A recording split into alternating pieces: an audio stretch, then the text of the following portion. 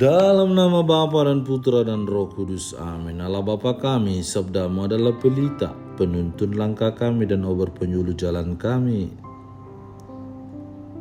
Kami mau membaca dan merenungkan sabdamu, bersabdalah ya Tuhan, hamba-Mu mendengarkan. Penuhilah hati kami dengan sabdamu, sabdamu adalah kebenaran. Bersihkan pikiran kami dari keinginan yang menyesatkan. Bukalah diri kami agar dapat mendengarkan, merenungkan, dan melakukan firman-Mu.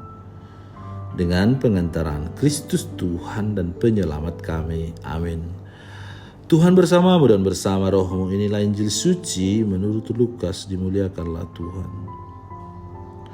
Sekali peristiwa, tak kala duduk makan di rumah seorang Farisi, Yesus berkata, celakalah kamu sebab kamu membangun makam nabi-nabi, tetapi nenek moyangmu telah membunuh mereka. Dengan demikian kamu mengaku bahwa kamu membenarkan perbuatan-perbuatan nenek moyangmu, sebab mereka telah membunuh nabi-nabi itu dan kamu membangun makamnya. Sebab itu hikmat Allah berkata, aku akan mengutus kepada mereka nabi-nabi dan rasul-rasul, dan separuh dari antara nabi-nabi dan rasul-rasul itu akan mereka bunuh dan mereka aniaya, supaya dari angkatan ini dituntut darah semua nabi yang telah tertumpah sejak dunia dijadikan. Mulai dari darah Habel sampai kepada darah Zakaria yang telah dibunuh di antara mezbah dan rumah Allah. Bahkan aku berkata kepadamu, semuanya itu akan dituntut dari angkatan ini. Celakalah kamu, hai ahli-ahli Taurat, sebab kamu telah mengambil kunci pengetahuan. Kamu sendiri tidak masuk ke dalam, dan orang yang berusaha untuk masuk ke dalam kamu halang-halangi. Dan setelah Yesus berangkat dari tempat itu, ahli-ahli Taurat dan orang-orang Farisi terus-menerus mengintai dan membanjirinya dengan rupa-rupa soal. Untuk itu mereka berusaha memancingnya supaya mereka dapat menangkapnya berdasarkan sesuatu yang diucapkannya. Demikianlah sabda Tuhan, terpujilah Kristus. Hal yang paling berbahaya dalam kehidupan beragama adalah kesombongan spiritual. Orang-orang yang memiliki pengetahuan keagamaan tetapi digunakan untuk memanipulasi dan menipu umat atau banyak orang adalah suatu kejahatan yang tidak dapat ditolerir.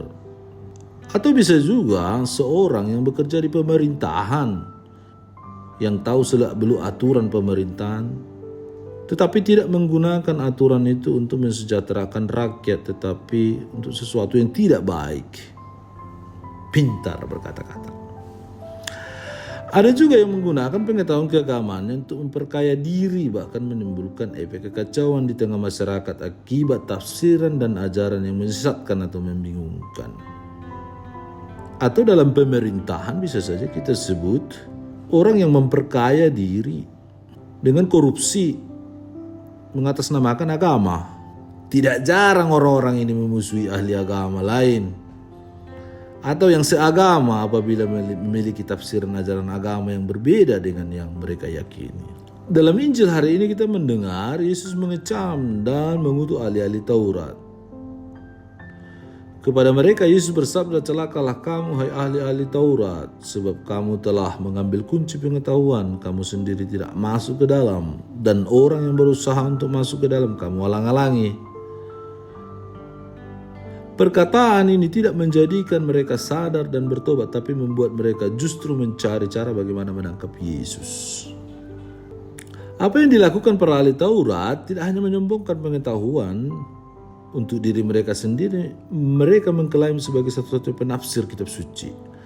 Mereka juga telah mengambil dari orang-orang pengetahuan dan pengertian yang benar tentangnya dengan penjelasan palsu mereka, sehingga mereka hancur karena kurangnya pengetahuan.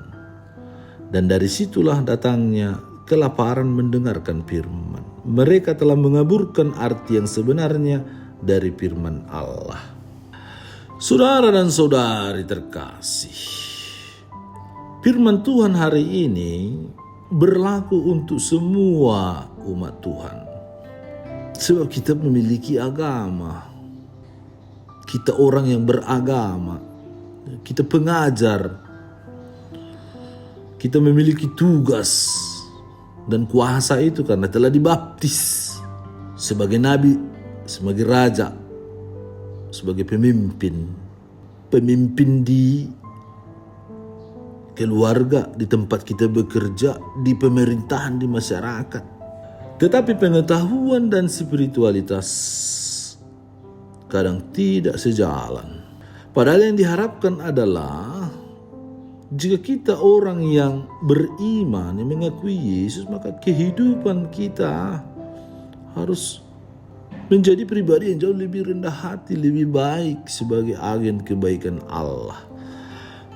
Pengetahuan dan spiritualitas kehidupan rohani yang kita miliki hendaknya memancarkan kasih Allah lewat tutur kata dan perbuatan. Saudara-saudari terkasih, semoga lewat firman hari ini membantu kita supaya kita menjadi pribadi yang tidak munafik. Tuhan Yesus, kami sering jatuh dalam perangkap setan sehingga abai untuk melakukan hal-hal yang baik seturut ajaran tradisi gereja yang satu kudus dan Katolik. Kami tergoda akan harta yang oleh hemat kami dapat menyelesaikan segala persoalan. Kami hidup dengan penuh kemunafikan.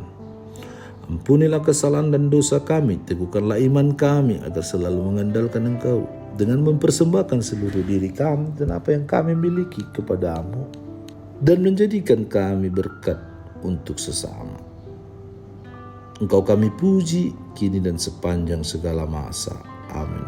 Allah Bapa kami, penuntun kehidupan, Engkau telah menuntun Abraham menuju tanah terjanji.